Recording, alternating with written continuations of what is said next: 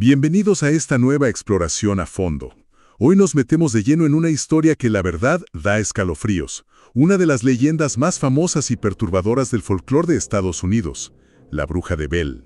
Hola, sí, es una historia que nos lleva directo a principios del siglo XIX, a una zona bastante rural de Tennessee. En ese tiempo se llamaba Red River, hoy es Adams. Y ahí vivía la familia Bell, aparentemente gente normal, próspera. John Bell Sr. era el patriarca.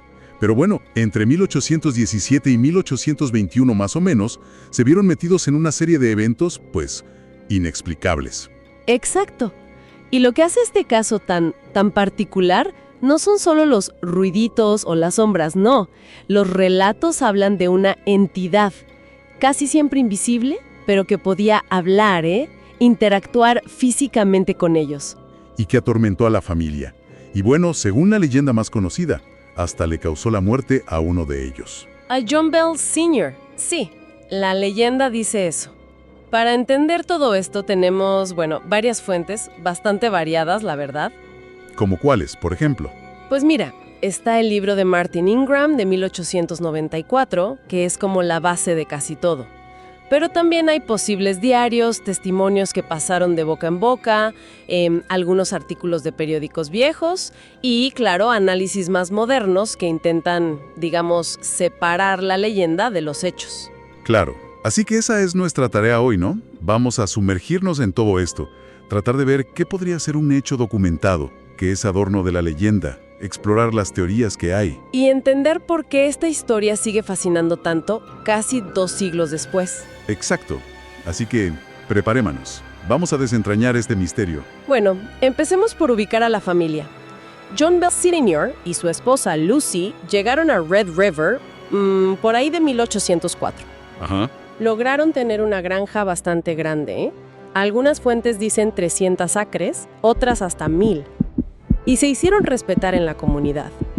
John era incluso elder, como un anciano líder en la iglesia bautista de Red River. Una familia que parecía tener todo en orden, digamos. Pero el contexto de esa época, de ese lugar, es clave, ¿verdad? Fundamental. Principios del siglo XIX en Tennessee.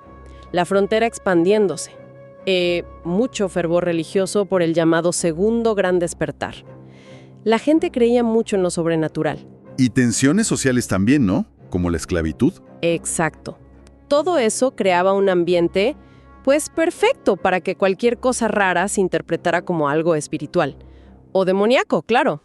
Y justo ahí, en medio de todo eso, aparece un dato histórico, algo documentado, que a veces se pierde en la leyenda más espectacular. Sí, es muy interesante.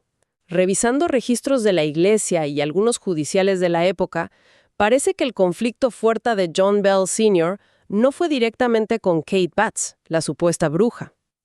Mira, eso cambia un poco las cosas. Entonces, ¿con quién fue? Pues los documentos apuntan a una disputa seria, allá por 1816, entre John Bell Sr. y un vecino, Benjamin Batts.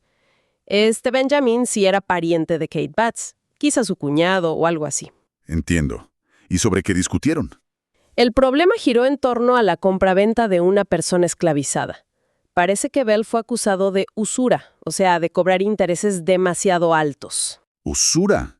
Eso en esa comunidad religiosa debió ser grave. Gravísimo. Terminó en un proceso dentro de su propia iglesia. Lo declararon culpable de codicia, un pecado mayor, y lo excomulgaron. Esto pasó entre finales de 1817 y principios de 1818. Justo cuando empiezan los fenómenos. Exacto. La coincidencia en las fechas es, pues, muy llamativa para los analistas modernos. La humillación pública para Bell debió ser terrible. Y esa presión, esa vergüenza, coincide justo con el inicio de los reportes de cosas extrañas en la granja. Claro. ¿Tiene sentido pensar que ese estrés extremo pudo influir? Y Kate Batts, la mujer, ¿qué se sabe de ella realmente? Bueno, Mary Catherine Batts, Kate, era una vecina real, sí existió. Pero no hay ninguna prueba histórica de que fuera bruja ni nada parecido. De hecho, vivió muchos años después de la muerte de John Bell. Entonces, ¿por qué se convirtió ella en la bruja de la historia? Probablemente una mezcla de cosas. Quizás porque la entidad luego dijo llamarse Kate, o porque la leyenda necesitaba un villano claro, ¿no? Y el libro de Ingram, después, seguro que la consolidó en ese papel, simplificó la historia. Pero el conflicto documentado, el que tuvo consecuencias reales para John Bell, fue con Benjamin Batts. Entendido. Entonces, tenemos a esta familia bajo una presión social y religiosa fuerte, en un lugar donde lo sobrenatural estaba muy presente. ¿Cómo empezaron exactamente los fenómenos, según se cuenta? Lo primero fue afuera de la casa. Y bastante raro, la verdad. John Bell contó haber visto una criatura extraña, como un perro con cabeza de conejo. Su hijo Drew habló de un pájaro enorme, anormal, posado en una cerca. ¿Un perro con cabeza de conejo? Ya empezamos bien. Sí, muy bizarro. Y luego empezaron los ruidos alrededor de la casa. Golpes secos, arañazos en las puertas, en las paredes, como si algo quisiera entrar a la fuerza. Pero no se quedó afuera, ¿verdad? Eventualmente entró. No, claro. La actividad se fue intensificando y se metió dentro de la casa. Ahí los relatos ya describen sonidos muy perturbadores. Oían como ratas royendo las patas de las camas, pero nunca encontraban ratas. ¡Qué angustia! Imagínate, ruidos de perros peleando, pero perros invisibles, cadenas arrastrándose por el suelo, pasos cuando no había nadie, hasta piedras que golpeaban el techo, pero desde adentro. Y la cueva que tenían cerca, que usaban de almacén, también empezó a asociarse con esta presencia. Y de los ruidos y objetos pasó a interacciones más directas, más agresivas, sobre todo con la familia. Sí, especialmente con los hijos. Y de forma muy marcada con la hija menor, Elizabeth, a la que llamaban Betsy. Nació en 1806, así que era una adolescente en esa época. ¿Qué le hacían a ella? Los testimonios son, terribles. Le quitaban las sábanas de golpe en la noche, le tiraban del pelo con fuerza, la abofeteaban y le dejaban marcas rojas en la cara que otros veían. La pellizcaban hasta hacerla gritar. ¡Qué horror! Incluso dicen que le clavaban alfileres. Y algunos relatos van más allá, Describen como una fuerza invisible la levantaba del suelo o la arrastraba. Es difícil siquiera imaginar el terror. Y después de todo eso, la cosa empezó a hablar. Así es. Primero eran como susurros, silbidos raros, pero poco a poco desarrolló una voz, o a veces varias voces, claras y fuertes. Se identificaba casi siempre como Kate. A veces decía ser la bruja de la vieja Kate Batts o algo parecido. Solo Kate, principalmente. Aunque es curioso, algunas fuentes mencionan otros nombres que usaba o le daban.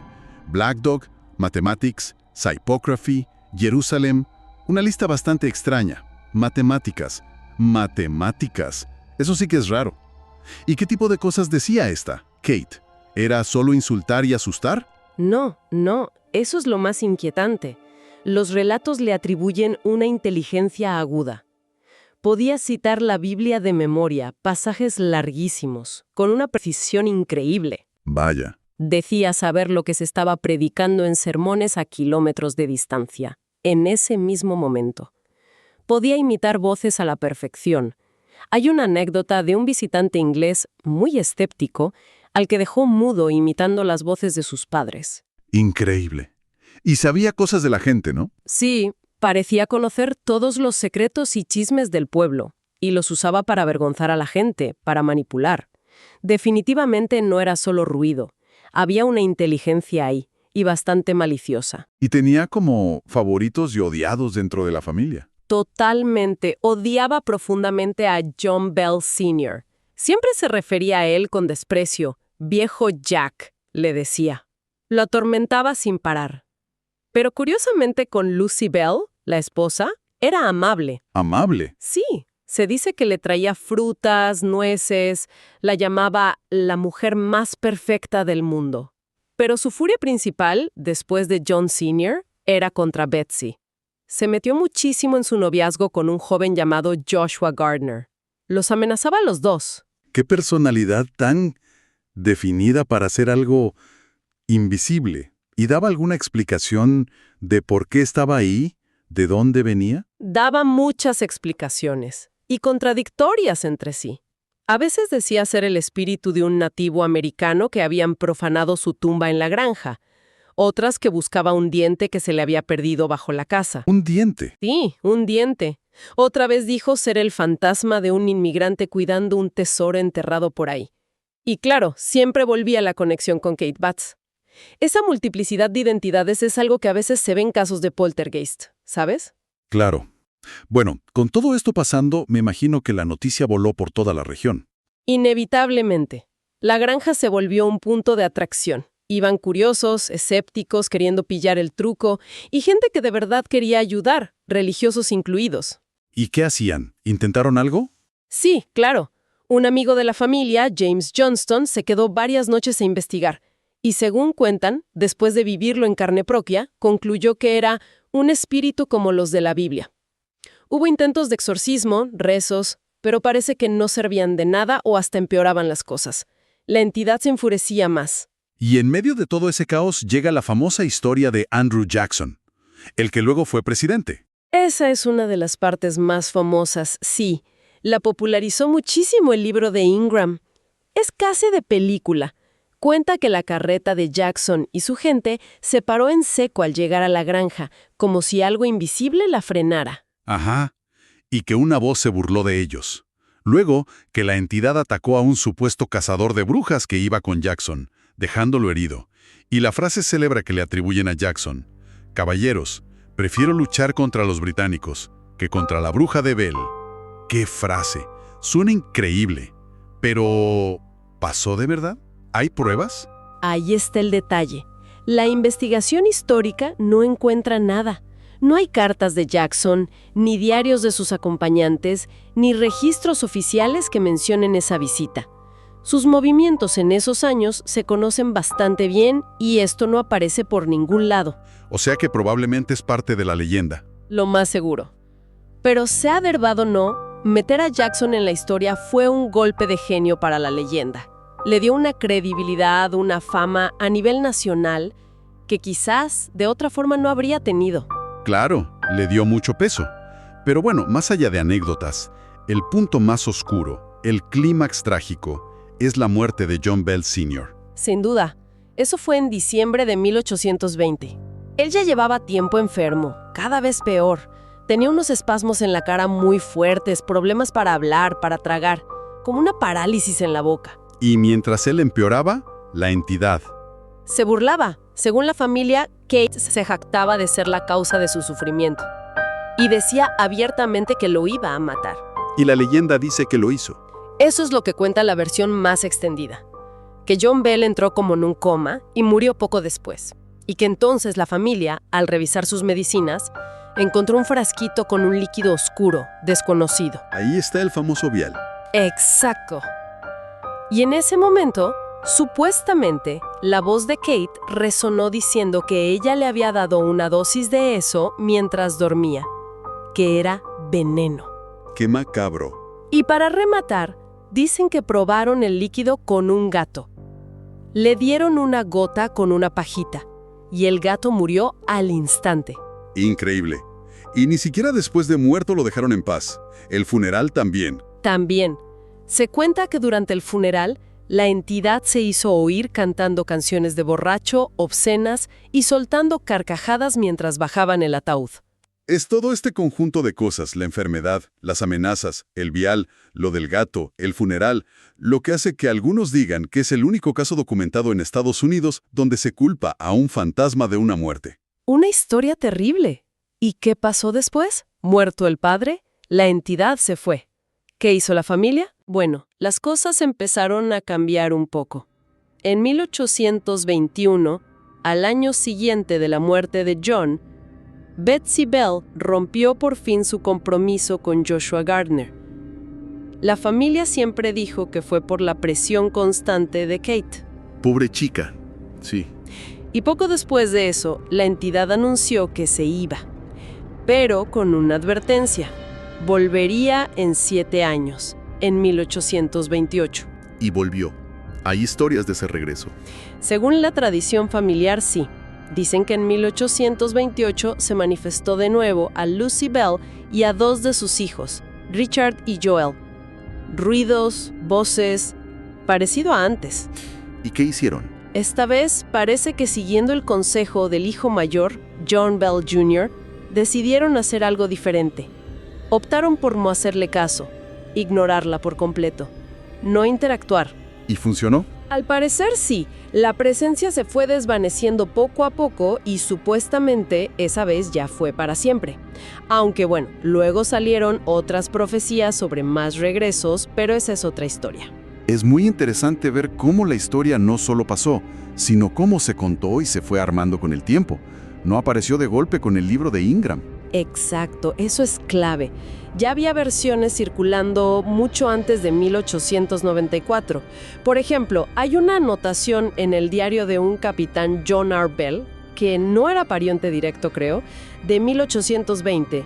Menciona de pasada rumores de una voz que acompañaba a una chica joven en Red River. Seguro que era Betsy, pero sin detalles violentos. O sea, ya se hablaba de la voz. Sí. Y luego, fíjate, un artículo en el Saturday Evening Post, por ahí de 1850 más o menos, no solo cuenta la leyenda, sino que ya propone una explicación escéptica, que Betsy usaba ventriloquía. Quizás para presionar a Joshua Gardner a casarse. Mira tú, la teoría del fraude ya existía desde mediados del siglo XIX. Sí. Y otros textos anteriores a Ingram, como una historia de Tennessee de 1886 o relatos de una exposición en Nashville por 1880, también hablan de la leyenda. Confirman que era conocida y que había causado mucho revuelo, así que Ingram no se la inventó de la nada. Pero su libro, An Authenticated History of the Famous Bell Witch, sí fue el que le dio el gran empujón, ¿no? El que la hizo famosa en todos lados, la versión oficial, digamos. Sin duda alguna, el libro de Ingram es la base de casi todo lo que se cuenta hoy. Él era periodista y dijo basarse en un manuscrito de Richard Williams Bell, uno de los hijos, escrito por 1846. Pero bueno, la autenticidad de ese manuscrito es debatible. Se sospecha que Ingram le metió de su cosecha. Muchos investigadores creen que sí, que Ingram, buscando una historia más potente, más vendible, probablemente exageró mucho, dramatizó escenas, inventó diálogos y quizás añadió los detalles más espectaculares como lo del ataque al tipo de Jackson o la descripción tan gráfica del veneno. Y a partir de ahí, la leyenda ya no paró de crecer. Totalmente. Ya en el siglo XX le añadieron más capas, profecías de que la bruja volvería en 1935, justo 107 años después de 1828, siguiendo otra supuesta predicción. Y la cueva de la granja, la cueva de la bruja de Bell, se volvió el centro turístico. Ah, sí, he oído hablar de la cueva. Claro, y surgieron sus propias leyendas modernas, que si pasan cosas raras ahí dentro, que si hay una maldición para quien se lleva piedras. Y el impacto en la cultura pop es enorme, ¿no? Gigante. Ha inspirado películas súper conocidas como El proyecto de la bruja de Blair, que aunque no es la misma historia, toma mucho de la atmósfera, y Maleficio o An American Hunting, que sí se basa directamente en la leyenda. Claro. Salen 1000 series de TV de misterio. Hay música inspirada en ella. Hasta una banda de metal llamada Bell Witch. Libros, novelas, y en Adams, Tennessee, hacen un festival cada año sobre la leyenda. Es ya un clásico del terror folclórico estadounidense. Bueno, ante una historia así, tan rara, tan duradera, es lógico que haya muchas teorías intentando explicarla, ¿no? Tanto sobrenaturales como más terrenales. Por supuesto. Desde lo sobrenatural, pues, tienes varias opciones. La más directa, un fantasma vengativo. Ya sea Kate Batts o un espíritu nativo u otra alma en pena, ligada a ese lugar. Ajá. Otra idea es la del poltergeist clásico. Un fenómeno que se centra en una persona, normalmente un adolescente, aquí sería Betsy, y que sus tensiones internas se manifiestan fuera. Y claro, siempre está la opción de una entidad demoníaca. Y del lado escéptico, ¿cuáles son las explicaciones más comunes? Pues hay varias. La más antigua, la del engaño. Que Betsy, quizás con ayuda, usó ventriloquía y trucos. Otra versión del engaño es una conspiración familiar más grande. ¿Cómo quién? Se ha especulado si quizás Lucy Bell, la esposa, o Richard Powell, un maestro que se casó con Betsy después y que algunos dicen que ya estaba enamorado de ella, pudieron haber montado algo para quitarse de en medio a John Bell Sr. o para influir en la situación de Betsy. También se habla de factores psicológicos, ¿no? Sí, es otra línea importante. La posibilidad de una histeria colectiva en el pueblo, ¿sabes? Por el ambiente supersticioso, el fervor religioso y dentro de la familia, El estrés tan brutal por el conflicto de John Sr. con la iglesia, la excomunión, eso pudo crear una tensión psicológica enorme. ¿Y los síntomas de Betsy podrían ser? Podrían interpretarse como histeria, estrés postraumático o incluso simulación, consciente o no, como una forma de lidiar con esa presión. ¿Y la muerte de John Bell? ¿Hay explicaciones médicas más allá del veneno fantasmal? ¿Envenenamiento real? Sí.